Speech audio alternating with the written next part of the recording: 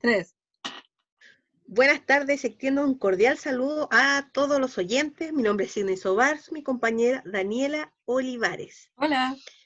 Juntas hemos realizado para la profundización de criminología un podcast sobre el estudio de la criminología aplicado a un caso muy particular. Daniela, cuéntanos, ¿qué caso escogimos? Por supuesto, el caso elegido es el de Daniel Zamudio Vera. Este ha sido un caso de gran conmoción con alta cobertura periodística. De hecho, se hizo hasta una serie de televisión en el año 2015 en el que relata su historia. La historia es que en marzo del 2012, 4 jóvenes de entre 24 y 32 años causaron la muerte a Daniel Zamudio. Daniel Zamudio tenía 24 años de edad y la causa de muerte fue debido a su orientación sexual. El impacto de esta noticia fue por el nivel de violencia, por la homofobia y el rechazo en común de estas 4 personas contra Daniel Zamudio, que aprovechándose de su indefensión, del lugar desolado en el que se encontraba, ya que estaban en el Parque San Borja en Santiago, tenían bajas posibilidades de ser descubiertos, por lo que lo golpearon con puños, patadas, le tiraron una piedra alrededor de 6 kilos en el cuerpo, le quebraron una pierna, rompieron una botella Claro. de vidrio en su cabeza para luego, con el gollete de la botella, dibujar una esvástica en su cuerpo. Y por último, uno de ellos le orinó encima. Y esto no es más que el significado de todo desprecio por la vida del joven Daniel Zamudio. Claro. En realidad fueron los hechos lo que causaron conmoción en la sociedad, en la prensa, incluso en el Poder Legislativo. Como es sabido, se promulgó la ley Zamudio en razón de esto. Bueno, la muerte de él fue por traumatismo cráneoencefálico. No murió aquella noche, sino que murió 24 días posterior al incidente de la posta central. Daniela, háblanos de las condenas Claro, a los imputados. los 4 fueron condenados en calidad de autor de homicidio calificado. Las penas fue para Fabián Mora de 7 años, para Raúl López y Alejandro Angulo de 15 años y por último para Patricio Ahumada Garay a presidio perpetuo simple. Todos ellos fueron autores del delito, toda vez que tomaron parte en la ejecución del hecho de manera inmediata y directa, por lo que procedieron atenuantes y agravantes para otros. Dicho Ya. esto, procederemos al segundo punto de esta presentación, que es acerca del autor elegido. Patricio Ahumada Garay. Claro, que conforme a la complejidad de este caso, elegimos a este autor por su travesía de vida, toda vez que Claro. el perfil de este sujeto es que tuvo una infancia de violencia intrafamiliar. Pasó 9 veces por el Sename, fue una persona problemática, aprendió a sobrevivir en las calles, a conocer acerca de las drogas, la violencia, e incluso hasta alimentarse de la basura, según el libro Solos en la noche del investigador Rodrigo Fluxá. Y luego de este periodo, su pareja quedó embarazada a los 16 años, él fue padre a los 17 años. Al no tener educación, tuvo problemas de insertarse en el mercado laboral. Tuvo un alto prontuario en la comisión de delitos, alrededor de 14 detenciones por delitos sumamente violentos, hasta que finalmente fue condenado por el delito cometido contra Daniel Zamudio. Y en ese Claro. sentido, los mecanismos de control indirecto, como lo trataremos más adelante, conforme a los autores Redondo y Garrido en su obra Principios de la Criminología, claramente han fallado, porque no lograron retenerlo o haber generado una red suficiente de apoyo, y que Claro. fue precursor de esta comisión de delitos tan violentos. Claro. Y es por esto mismo que vamos a darle una mirada criminológica a este imputado, Patricio Ahumado Garay. Eh, Nos decimos esta pregunta: ¿por qué ha sido necesario hacer una mirada introspectiva a la vida de Patricio Ahumada Garay? La respuesta es que para el estudio de la criminología, a la luz del autor Hans Goppinger, conforme al texto Historia y Evolución del Concepto de Criminología, esta ciencia se ocupa de las circunstancias de la esfera humana y social relacionada con el surgimiento, comisión y evitación del crimen, así como el tratamiento de los violadores de la ley. ¿Y esto cómo se logra, Daniela? A través de las teorías. Bueno, Así las es. teorías buscan responder qué causa la gana de cometer estos delitos. Y de acuerdo a los Así es. autores Barberet y Barkin, en su texto de la justicia penal en el siglo XXI, distingue las teorías en biológicas, psicológicas y, por último, sociológicas, siendo esta última la de mayor interés, y de hecho me gustaría que las discutiéramos. Así es. Para responder la pregunta, ¿qué causa las ganas de cometer delitos? Vamos a discutir las siguientes teorías.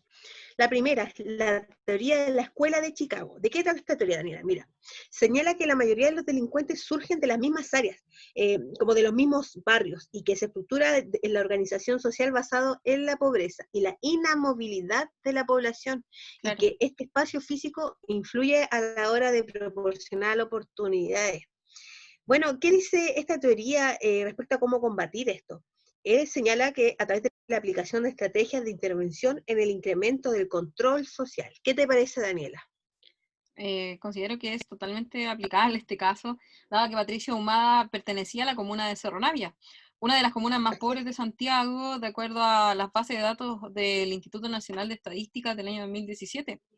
Es decir, vivía en un entorno carente. Su padre era alcohólico, la madre lo abandonó, su padre era el único que trabajaba en el hogar. Por consiguiente, era muy probable que bajo estas circunstancias, durante el periodo no comprendido en el Sename, claramente, podría ser el sector la causa polvorín, como dice el autor, Claro, de su conducta así delictiva. es. Sí, y podríamos decir, ¿por qué no podría ser aplicable? Yo tengo, o podría decir que no puede ser aplicable en el sentido de que en la teoría habla de la inamovilidad del sector ¿Ya? y Patricio era un joven que emigraba de una comuna a otra, de un cename a otro, en distintos lugares, es decir, que no se radicaba en solo un lugar. Entonces, en ese sentido, podría discrepar con tu opinión. Claro, sí, podría ser. Me gustaría que tratáramos la segunda teoría, que es la que me gusta, que es la teoría de la subcultura. ¿De qué trata? Conforme a la autora Laurari, indica que es la suma de la teoría de la anomia, que esto es el aislamiento por falta de congruencia de las normas sociales, y suma la teoría de la asociación diferencial, en donde no toda comisión del delito tiene por móvil o un afán económico, sino que la hipótesis parte de la base de que un joven o una persona inicia su carrera delictiva con un fin de reconocimiento social. Por tanto, la comisión de los delitos es más una actividad, un estatus, y hace que el castigo sea un mero riesgo, un gaje del oficio, y esto, según la autora, es muy frecuente en los delitos de odio. Por tanto, considero que es totalmente Claro. aplicable este caso. ¿Qué opinas tú? Mira, opino que no necesariamente tiene que ser aplicable, no se justifica o no se excusa lo que el resto del grupo que se juntaba con Patricio fuera a desaprobar, condenar o rechazar de él, ya que, bueno, en este sentido no existiría un subgrupo delictivo dado que Patricio era el líder del grupo, es decir, que él no actuaba conforme al reconocimiento de sus pares, sino que era al revés. Ahora, podríamos hacer una distinción en el Distinguir, Patricio claro, de la claro. infancia y el Patricio de la adultez. Claro, en ese caso sería aplicable entonces en la infancia y no en la adultez. Claro. Ya, muy bien. Sigamos con la siguiente teoría, la teoría del control. Cuéntanos, Cindy. Claro. Esta teoría me gusta a mí, mira, esta teoría, según el autor Hirschi, en el año 1971, este indica que el factor relevante en esta teoría son los vínculos sociales que uno establece a lo largo de su vida, desde su juventud y en la adultez, que luego se consolida. Es que la delincuencia ocurre por el fallo de los medios de control sociales, tales como la familia, educación, trabajo, etcétera. Por lo que hacer débiles estos pilares que son fundamentales, la persona cometería los delitos ya que carecería de autocontrol. ¿Qué opinas? Sí, en verdad estoy sumamente de acuerdo en su aplicación, porque al no haber tampoco una participación oportuna de las instituciones, claramente los sujetos son más proclives a la comisión de los delitos. Por tanto, la Claro, única solución menester es el fortalecimiento de la familia, de propulsar la educación, y solo así podría frenar dicha conducta. claro. Estoy de acuerdo con la aplicación de esta teoría. Muy bien, pasemos a la última teoría, la teoría del etiquetamiento. ¿De qué trata? De acuerdo al autor Lemert, en el texto Social Pathology del año 1951, indica de que la imagen de la delincuencia es sumamente importante. ¿Por qué? Porque el etiquetamiento que se realiza a esta persona infractora de la ley impone una carga que es negativa, que es valorativa, por lo tanto cae en un plano de rechazo social. Por tanto, las personas que han cometido actos lesivos no deben ser criminalizados. Por tanto, la única forma Claro. de evitar este estigma es evitar el etiquetamiento, y solo así podrá disminuir la reincidencia o la incidencia por parte de los sujetos infractores de ley, lo que considero yo totalmente aplicable a la vida de Patricio Ahumada. ¿Qué opinas tú? Claro, estoy totalmente de acuerdo contigo, y en realidad, en todos los puntos de acuerdo. Solo un comentario que en realidad es el tema del etiquetamiento, es algo en lo que caemos todos como sociedad, y no solo en el tema delictual, en el área delictual, sino que respecto a un montón de otros aspectos, somos muy buenos para estigmatizar y poner Claro, etiqueta a las etiquetar, personas, lo cual esto puede causar mucho daño. por supuesto. Daniela, mira, para ir concluyendo, ¿qué tienes para comentar como conclusión? Bueno, tal como fue mencionado anteriormente, el motivo de la elección del señor Patricio Ahumada Garay fue razón de que los medios de comunicación, una vez que salió a la luz este crimen, comenzaron a detallar quiénes eran estos imputados. La pregunta es, ¿eran realmente neonazis, como fue indicado en la serie? ¿O cuál fue el motivo por el que estas personas llegaron a cometer este delito? Y pues luego de este análisis introspectivo que hemos hecho de la vida, los comportamientos de este sujeto, podemos dar cuenta de que tiene toda una historia detrás. Es decir, Así no es es. una persona que un día despertó y dijo, voy a ir a matar a Daniel Zamudio, sino que fueron una seguidilla de hechos de una familia disfuncional, de una falta de retención por parte de los mecanismos sociales que fallaron. ¿Qué opinas tú?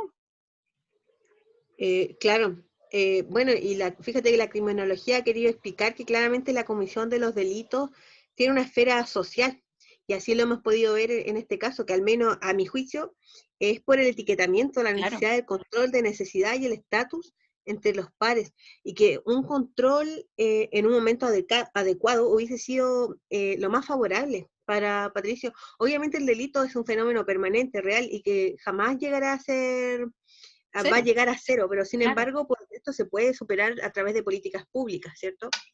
Sí, por supuesto, totalmente de acuerdo. Bien, Daniela, con esto terminamos nuestro podcast. Agradezco a todos los oyentes, y espero que puedan escucharnos en los siguientes podcasts. Sí, Que muy estén bien. bien. Chao. Hasta luego.